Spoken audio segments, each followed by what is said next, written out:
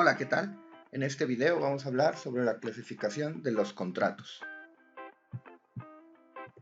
Como primer clasificación tenemos a los contratos unilaterales y bilaterales. Por un lado, los unilaterales son aquellos que engendran derechos para una parte y obligaciones para la otra.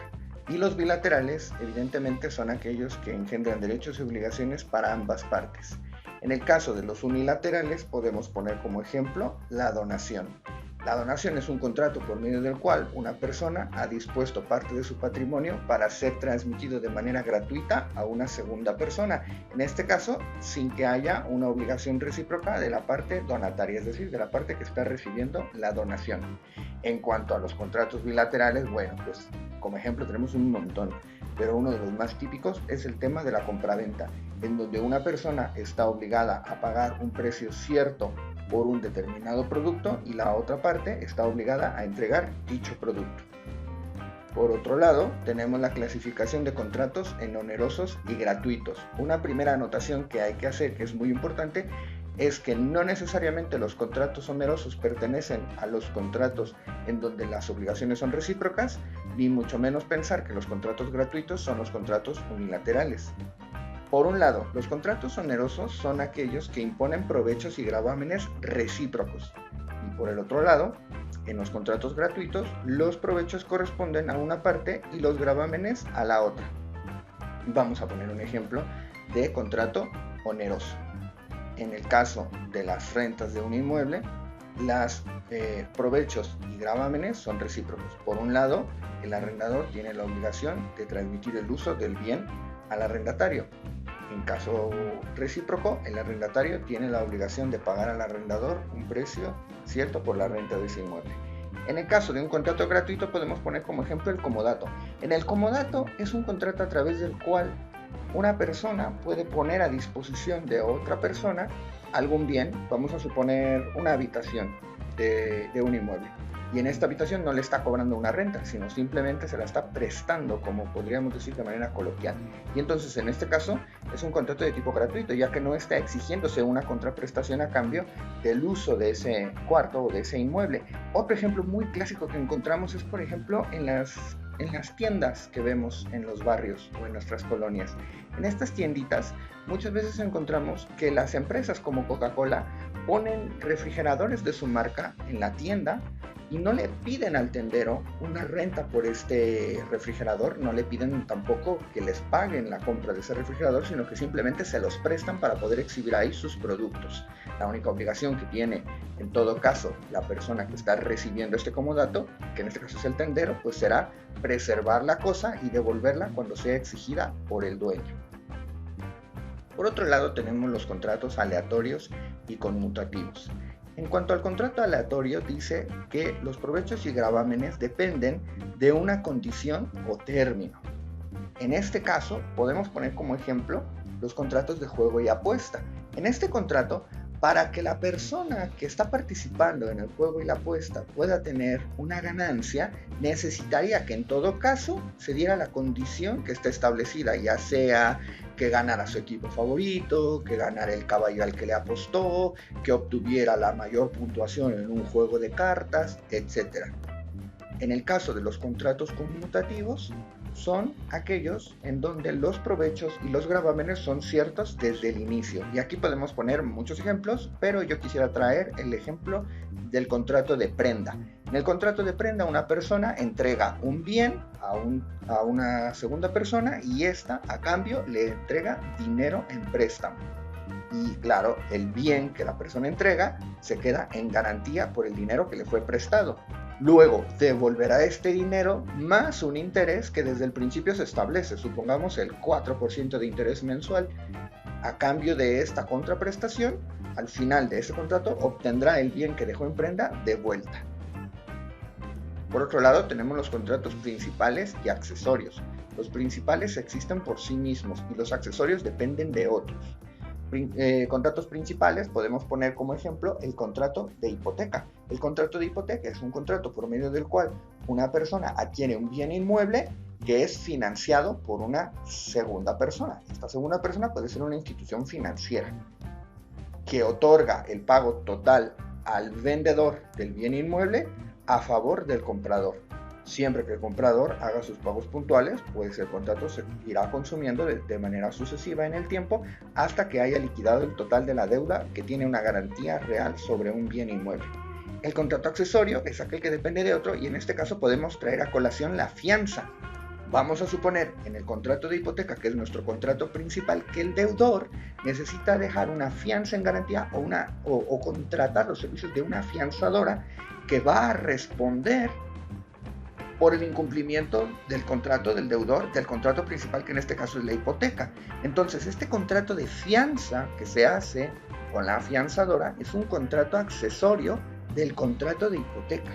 El contrato de hipoteca surge como un contrato principal y a partir de este se necesita un contrato accesorio de fianza que garantiza el cumplimiento del contrato principal, que es la hipoteca.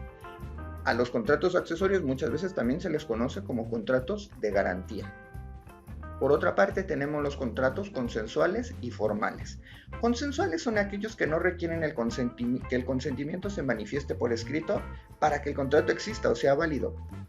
Y formales son aquellos donde se requiere la forma escrita para que el contrato sea válido.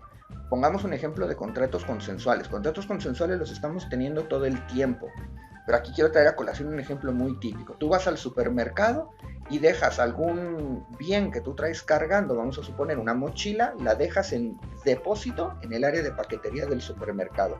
Aquí se acaba de consumar un contrato, que es un contrato de depósito, donde la persona que está recibiendo el bien, en este caso la mochila, tiene la obligación de cuidarlo y de restituírtelo al final cuando tú vayas y se lo solicites. Esto es un contrato consensual porque no media una hoja por escrito donde tú estén manifestando cláusulas. Simplemente con la entrega del bien en depósito se ha consumado, se ha configurado más bien este contrato.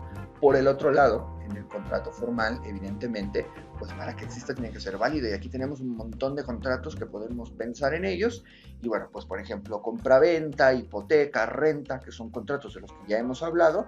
Debe hacerse la anotación que la ley exige que estos contratos sean de tipo formales. Claro, la compraventa tiene sus aristas o sus límites, porque pensemos que tú puedes ahora mismo vender un bien que tienes ahí en tu casa. Vamos a suponer que vendes una computadora y no tienes necesidad de hacer un contrato para venderle esta computadora a tu vecino, porque simple y sencillamente vas, le entregas el bien, él te entrega tu dinero y ya está, se ha consumado su contrato, que es de manera consensual. Pero lo cierto es que por determinados montos o por la naturaleza de determinadas compraventas, la ley sí que exige que el contrato se lleve a cabo por escrito para que el contrato sea válido, para que el contrato tenga validez y evidentemente pueda ser exigible. Por otro lado tenemos a los contratos reales. Dice esta definición que son aquellos que se constituyen por la entrega de la cosa. En tanto no exista la entrega de la cosa, se trata solo de un antecontrato o promesa de contrato. Y aquí quiero traer a colación un ejemplo. Vamos a suponer que estamos navegando por una página de internet muy conocida llamada Amazon y se nos ocurre comprar pues un videojuego.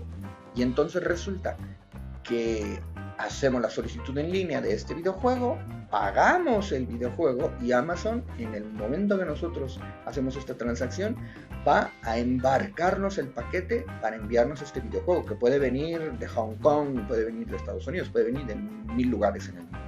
Y bueno, el contrato real se habrá consumado en el momento que nosotros recibimos la cosa y además estamos satisfechos con lo que hemos recibido. Antes que esto, el contrato no se ha perfeccionado, no ha terminado su configuración, mientras no se haya entregado la cosa, mientras no se haya entregado el bien que nosotros adquirimos. Por eso, es evidente que si algo le llegara a pasar a ese bien, la obligación la asume Amazon, la responsabilidad sobre ese bien. Pero además, si Amazon por alguna razón no nos pudiera entregar el bien, tiene la obligación de regresarnos el dinero, porque en realidad solo se configuró un antecontrato o una promesa de contrato de compraventa, pero no se había consumado la compraventa como tal, porque no se había entregado la cosa. Y ahora, ¿qué pasa si la cosa no es de nuestra satisfacción, no es lo que esperábamos, o viene dañada? Pues evidentemente Amazon también tendrá la obligación de asumir los costos de reintegrar este bien a la empresa y de a nosotros reintegrarnos el dinero. Por otro lado tenemos contratos típicos y atípicos. Los contratos típicos son todos aquellos que están contemplados en la ley. Así es que date una vuelta a tu Código Civil, que seguramente encontrarás un montón de contratos. Te menciono algunos, como los que ya hemos visto. El contrato de comodato, el contrato de mutuo con interés, el contrato de compraventa, el contrato de prenda, hipoteca, etc. Y por el otro lado, los contratos atípicos son aquellos que carecen de una regulación legal, pero no por ello son ilegales. A ver, aquí quiero hacer una anotación muy importante, una acotación sobre todo esto. Los contratos atípicos son aquellos que existen porque la autonomía de la voluntad de las personas permea como un derecho que todos tenemos. O sea, todo el mundo tiene derecho a contratarse en los términos que le convengan. No necesita estar contemplado en la ley para que yo haga un contrato, pero sí que necesita tener los elementos de validez, en donde encontramos que los elementos de validez de un contrato requiere que el objeto sea lícito, por ejemplo. Por tanto, aquellos objetos que no son lícitos y que yo quiera ser sujetos de un contrato, aunque no están contemplados en la ley, pues evidentemente no podrá ser objeto de una obligación legal hacia las partes. Entonces, bueno, contratos atípicos que carecen de una regulación legal, se me viene a la mente un montón de contratos que han surgido a partir de la cuarta revolución industrial o de todos los medios digitales y de toda esta ola que ha surgido a partir del internet. Y bueno, si bien es cierto en países como México, en la mayoría de los países, los contratos por medios electrónicos tienen muy poco de estar regulados en la ley, hay muchas aristas que siguen sin estar reguladas. Y, por ejemplo, lo más rápido es las plataformas digitales. Las plataformas de servicios digitales como Uber, Uber Eats y todos estos servicios que se otorgan a través de plataformas digitales sí que han requerido de un análisis en cada legislación de cada país. Quiero citar un ejemplo. Hace unos meses en Colombia definitivamente cerraron el servicio de Uber porque no estaba contemplado en la ley, se trataba de contratos atípicos y entonces resulta que no era posible que operaran en Colombia. Luego Uber inteligentemente resurgió a los pocos días diciendo, bueno, pues ahora nuestra plataforma va a funcionar a través de la siguiente manera. Cada vez que un usuario pide el servicio de Uber a través de nuestra plataforma, estará estableciendo un contrato de transporte privado con el socio conductor y este le va a ofrecer el servicio a cambio de un precio que va a pagar. Y como se ha configurado un contrato de transporte privado que está contemplado en la ley colombiana, por lo tanto Uber puede seguir operando. Pero te fijas, o sea, lo que quiero explicar aquí es como de un contrato atípico pueden surgir diferentes supuestos legales. Bien, por otro lado tenemos los contratos instantáneos y de tracto sucesivo. En cuanto a los instantáneos, estos son los que podemos encontrar en el caso de la compraventa. El pago de la prestación se lleva a cabo en un solo acto. Tú vas al supermercado, pasas tus productos por la caja registradora, te cobran un precio, pagas ese precio y se acabó. Puedes llevarte los productos de ahí porque el contrato, que además es consensual, se ha consumado y se ha perfeccionado. En cambio, el contrato de tracto sucesivo, el cumplimiento de las prestaciones se realiza en un periodo determinado. Por ejemplo, la prestación de servicios digitales, por poner un ejemplo muy sencillo, el Internet. Tú contratas Internet y este contrato va a prolongarse con el tiempo y mes con mes surgirá la obligación para ti de pagar por el servicio de Internet y para la empresa de prestarte este servicio. ¿Y qué pasa si un mes este servicio se interrumpe? Bueno, seguramente el contrato tendrá cláusulas que te eximan de la obligación de pagar ese mes o de ser restituido por el daño que eso te cause. En fin, los contratos de tracto sucesivo son muy importantes analizar el tema de las obligaciones, porque las obligaciones, además de que se van renovando mes con mes, también es cierto que han quedado consumadas las obligaciones anteriores. Entonces, aquí, en cuanto al incumplimiento, si se llegase a dar un incumplimiento, tenemos que ser muy atentos al incumplimiento en cuanto a qué se ha dado, o si se llegara a dar una nulidad, tendremos que ser muy atentos en cuanto a analizar la nulidad a partir de qué prestaciones que estoy solicitando la nulidad. Bueno, y finalmente hablar de los contratos de adhesión. Los contratos de adhesión son aquellos donde las cláusulas son propuestas por una de las partes y no son negociables. Este tipo de contratos los vemos muy típicamente en los bancos. Los bancos nos ponen un montón de contratos enfrente, la mayoría de las veces con letra muy pequeñita, y realmente solo nos dicen firme aquí, aquí, aquí y ya está. Y le otorgo el servicio. y tú tienes que firmar, porque si no firmas, pues no te dan el servicio. Las cláusulas no son negociables. Tú no puedes decirle, oye banco, pero yo no quiero que me cobres tanto de interés. Nada.